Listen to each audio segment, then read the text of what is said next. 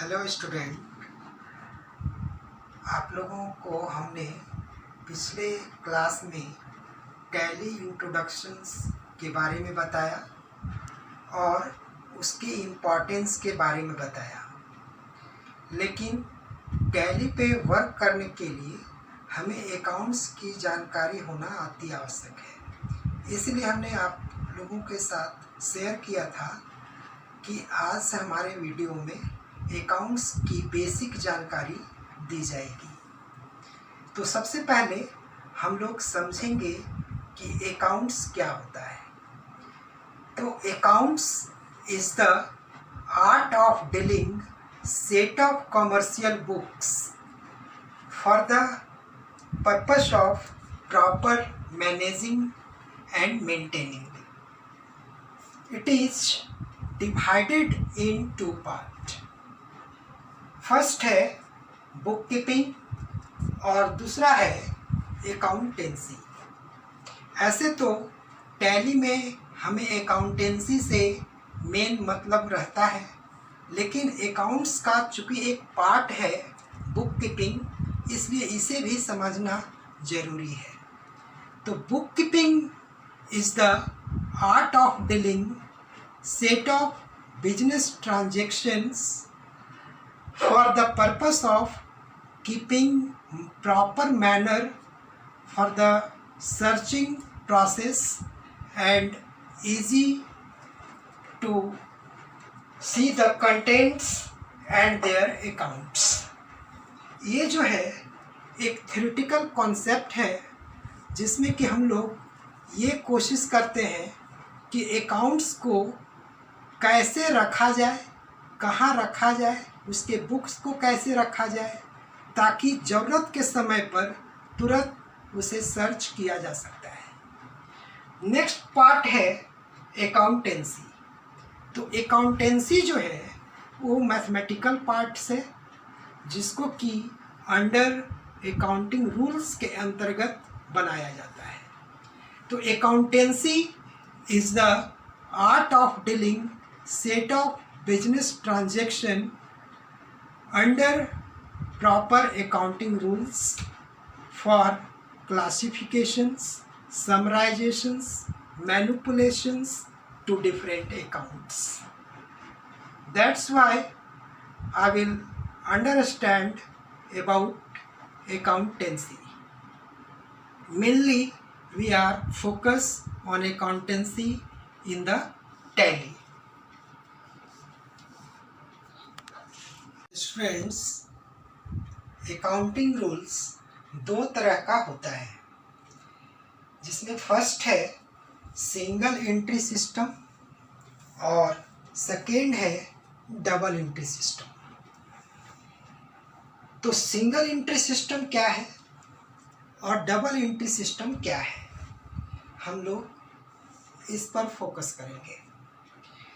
Single entry system जिसमें कि only one party involve होता है।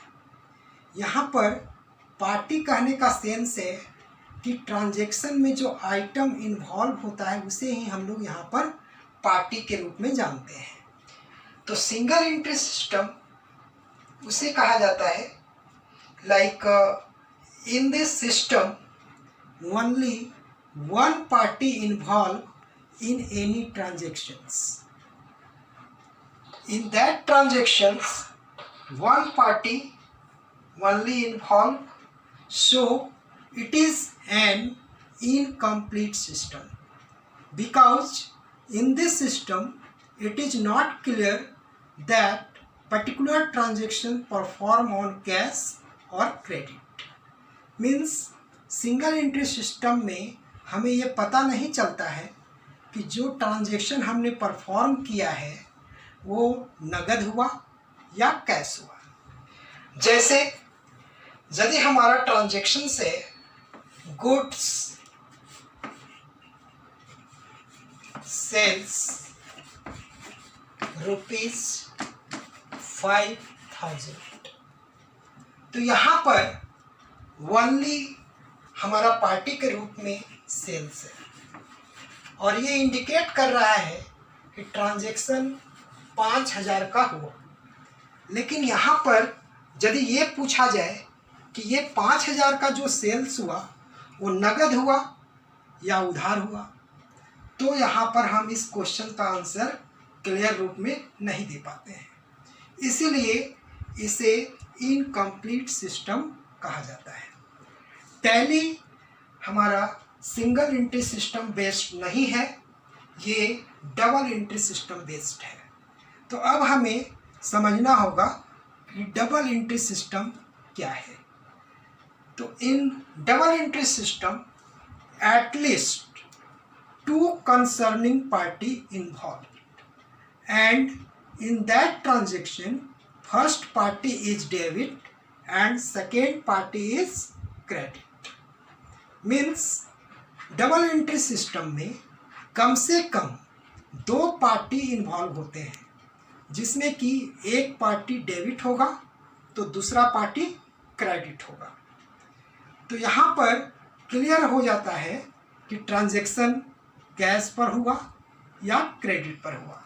जैसे यदि हम डबल एंट्री सिस्टम का एग्जांपल दें तो यहाँ पर हम लोग कह सकते हैं कि यदि नगद हुआ तो goods sales on cash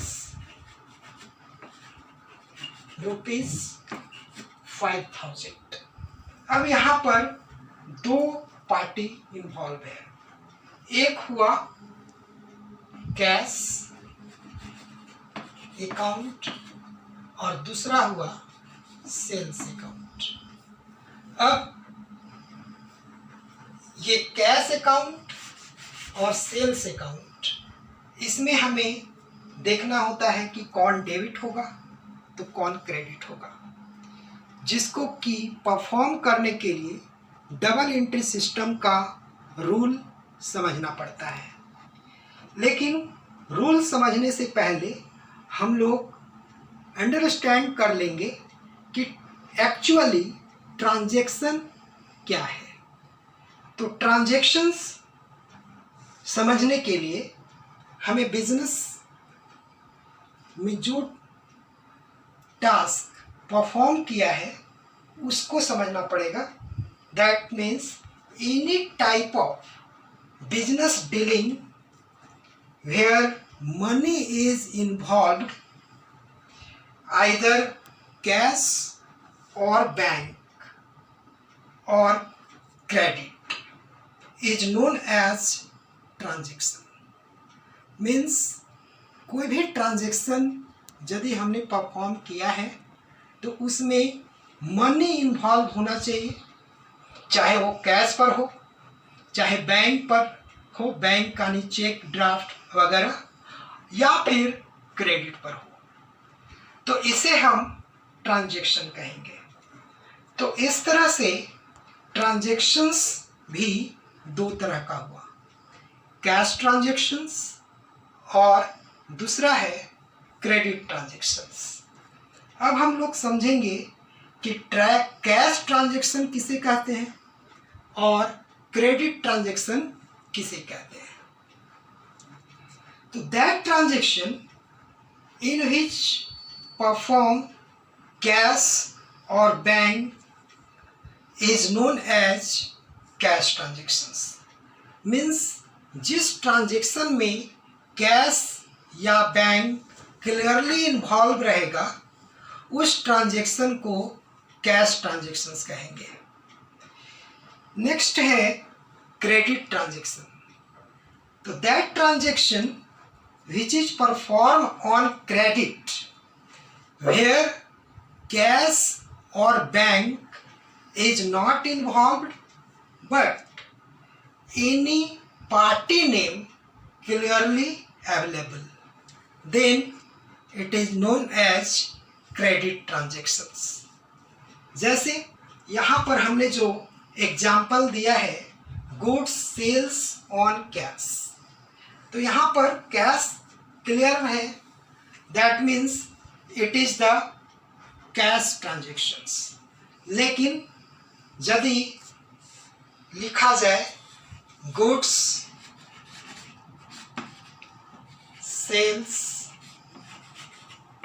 to Ram ₹5,000। तो यहाँ पर सेल्स जो हम कर रहे हैं उसका पार्टी नेम दिया हुआ है राम। तो यदि राम नाम का कोई पार्टी है और कैश इन्वॉल्व नहीं है, इसका मतलब है कि ये क्रेडिट ट्रांजैक्शन हुआ। ऐसे भी आप समझ रहे होंगे कि यदि आप कहीं से भी कैश ट्रांजैक्शन करते हैं तो वहाँ पर आपसे नाम नहीं पूछा जाता है, लेकिन यदि आप कहीं पर भी किसी तरह का उधार का ट्रांजैक्शन करते हैं, क्रेडिट का ट्रांजैक्शन करते हैं, तो तुरंत बिजनेसमैन जो है आपसे नाम पूछ देगा और उस नाम से आपका ट्रांजैक्शन परफॉर्म होगा। Means that is the credit transactions. तो यहाँ पर इस ट्रांजैक्शंस में दो पार्टी हुआ, वो है एक राम अकाउंट और दूसरा है सेल्स अकाउंट। अब ये राम अकाउंट और सेल्स अकाउंट में कौन डेबिट होगा कौन क्रेडिट होगा, इसको अंडरस्टैंड करने के लिए हमें डबल एंट्री सिस्टम का रूल जानने पड़ेंगे। तो ये डबल एंट्री सिस्टम का रूल हम लोग अगले वीडियो में समझेंगे और देखेंगे। धन्यवाद।